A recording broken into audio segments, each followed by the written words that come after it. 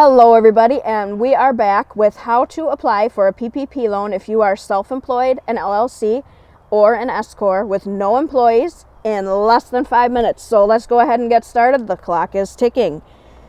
First of all, a disclaimer, I am not a tax professional, I'm not an accountant, I'm not a lawyer, I'm not an SBA employee. Please keep that in mind and do your due diligence prior to applying so you know what you're applying for and you know the way the application works and stuff. I can tell you this video is based on my experience. I am an owner of an LLC, so the information in here is going to be pretty accurate, but please do your due diligence. You are responsible for your taxes, you are responsible for your income, stuff like that. Please do your due diligence. So let's go ahead and get started. We're already a minute in. First thing you're going to do is gather your documents. You're going to need your government ID, your ID, driver's license, either one works. You're going to need your 2019 Schedule C, and if you do not know what a Schedule C is or what a Schedule C looks like, first of all, here is an example of a form Schedule C. If you make more than $400 in self-employment income and you have not familiarized yourself with a Schedule C or have no idea what I'm talking about, please consult a tax professional because you must file this with your annual tax return. You will also need your articles of organization if you are an LLC or an S-Corp. I don't know why I keep saying Corp. Whatever. An S-Corp. You know what an article of organization is. This is just a sample blank one printed off from the state of Louisiana. Not necessarily where I am, but it applies. It's the exact same kind of thing in most states, especially if you are a domestic LLC or S-Corp, and you know exactly what I'm talking about if that applies to you. If you don't, it does not apply. All right, and then you are going to need either a bank statement from February of 2020, an invoice where you billed a customer in February of 2020, or some other book or record just to prove that you were in business during February of 2020. They specifically want February because that's when the pandemic kind of started, so that way they know that you were in business then.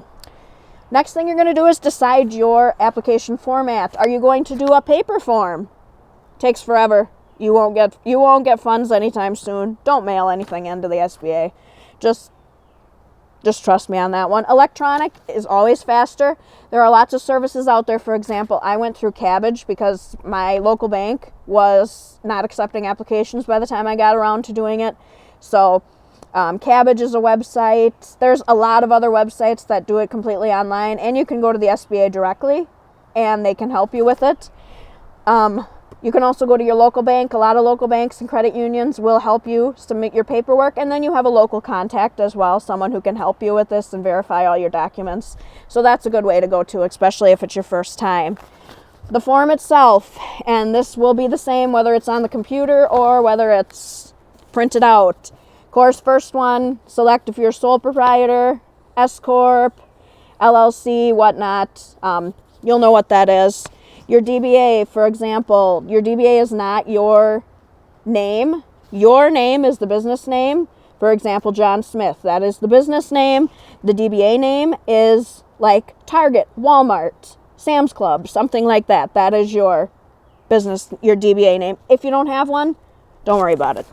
This code, the Naics Code, they will help you look up online. There's going to be a portal that will go ahead and let you look, for example, if you're a social worker, a caregiver, you're a woodworker, something like that. They will help you find that code online. There will be a database to look it up. Don't worry about it. Not a big deal.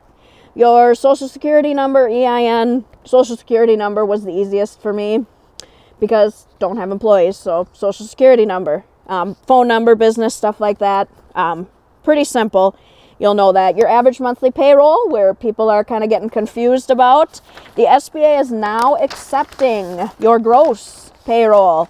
Your gross payroll can be found on line 7 on your Schedule C. Once again, if you don't have a Schedule C, please consult a tax professional so you make sure you're getting your forms done right so you don't get yourself set up for audit. You can also use your line 31, but who wants to do that? Because it takes into account a whole bunch of other things, and it's significantly lower than your gross income which is line 7. So I would recommend using line 7. Please do your due diligence. And then you take that line, you put that line right here in your average monthly payroll, because that's what you pay yourself, that's what you earn. and you multiply it by 2.5 times, and your number of employees. This is where the portal kind of gets a little confusing. For the cabbage loan, I had to select one because, as I said in the previous video, it is your business. You are an employee.